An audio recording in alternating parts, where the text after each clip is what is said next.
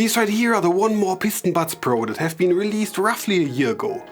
Why I'm reviewing them now? Since no one is actually going to buy them anymore? Well, that's actually a good question, my lovely viewer. I wanted to be up to date with all of 1More's latest buds, so that when the next generation comes up I have tested them all and can actually compare them to its previous gen. Also, 1More sent this over asking if I'd like to have them as well, and since I have a new cinema camera setup that needs to be tested in different filming situations, because not many people are going to see it when there are a few mistakes in the videos, so let's keep on going. As far as I know, these have been released shortly after the ComfortBuds Mini, which to me were almost the best buds from 1More's current generation. So they have a rough place to live up to its smaller brother. Starting off as always, the case of the 1More Pistonbuds Pro is made out of a fairly cheap plastic, but I don't know what it is about this one in particular, but I really like the overall design. Clean, minimalistic, small and easy to transport due to its unusual shape. The case also plays with a concentric circle effect that is put under a transparent sheet of plastic on top, which gives some nice light reflections when taking them out of your pocket. This also goes for the top side of the buds themselves, but more on that in a few seconds. The case itself has roughly 30 hours of battery life before it has to be recharged, which will happen in roughly 2 hours for the case and 1 for the earbuds. There is of course also a fast charge option that will give you around 1 hour of playback roughly every 7 minutes of charging. This is plenty enough time to let them charge while eating lunch and then getting back to a fully charged earbud workday. Speaking of the earbuds, they come in at 4.5 grams each, which almost rivals the lightest earbuds I've tested to date, the 1More ComfortBuds Mini with 3.7 grams for each earbud. Design-wise, they are also very reminiscent of the Minis, sporting the same shallow in-ear tip style and building upon that with a small, well, let's call it a tower on top. They feel nice when worn and they aren't sticking out too much. I had far worse buds in terms of heaviness and comfort levels in the budget as well as the mid-range price sector before. Speaking of the design a bit further, I like that circular shiny plastic inglet thingy on the buds as well as those two different plastic material rings around the tower on top of it. It contrasts very nicely with each other. The design is nothing to actually rave about, but it's pleasing enough, and that is something to behold when it comes to budget earbuds. Now, what should actually be more important than looks are the inner values, right? Right?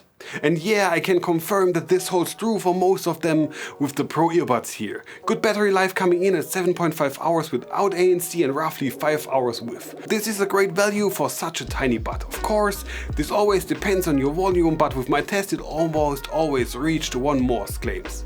So pretty, so good, so far. Next up, codec wise, we are getting Bluetooth 5.2 as well as SBC and AAC. No LDAC support or any other kind of high-res functions, but these buds were released to the market when this wasn't becoming the norm like it is now. Now when it comes to the other thing that isn't normally found in budget earbuds, the active noise cancelling, it's using 1More's Quiet Max ANC technology, which is also featured on every other ANC buds in 1More's current lineup. But there are quite a few differences depending on which price category you buy them in terms of ANC. While the 1More Aero sports the same ANC in name, they cancel out quite a lot more noise than the Pistonbuds Pro, same goes for the Evos, and to some kind of degree as well for the ComfortBuds Mini, even though there isn't that much difference between those two. But the Pro in its name to me actually suggests a much better ANC functionality than you actually get. It's decent and for the price tag very much okay, but nothing more. And this unfortunately also goes for the sound quality as well. Yeah, they feature a 10mm dynamic driver and they have been tuned by a Grammy winner. But let's be real here, if you're looking for the highest reproduction of the tunes you're listening to, then you need to look somewhere else. These buds are fine when it comes to sound quality, but as well nothing more. In terms of audio, they are more in line with the I need some quick earbuds that I can have in my bag for a couple of days, being happy that you have them with you when you think of them for those moments when you are actually in need of them. Of course, as always, you can tune them in the 1More app to your liking, but if you look for audio quality, especially from 1More, then invest a bit more and get the Aeros or the Evos. Much better reproduction, more space that is filled with excellent audio. Should you still get them 1 year after release? Right now they're actually sold for roughly 50 euros on Amazon in Germany, so yeah, I find that is actually a good price point for these buds. Good enough ANC, a great battery life, okay sound quality, and a stylish yet minimalistic design makes these not a standout earbud, but a fine addition in 1More's ever-growing lineup of earbuds for every type of listener.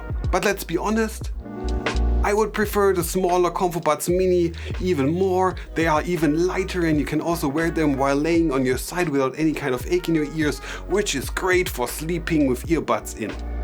As always, my name is Leech and I'm off writing the next scripts. If you enjoyed this video, then make sure to subscribe to this channel. There are plenty more of this type of content, a lot of earbud reviews lately, and many other things available for you to watch. Have a great day, see you around. Man, it's so warm in my studio, and goodbye.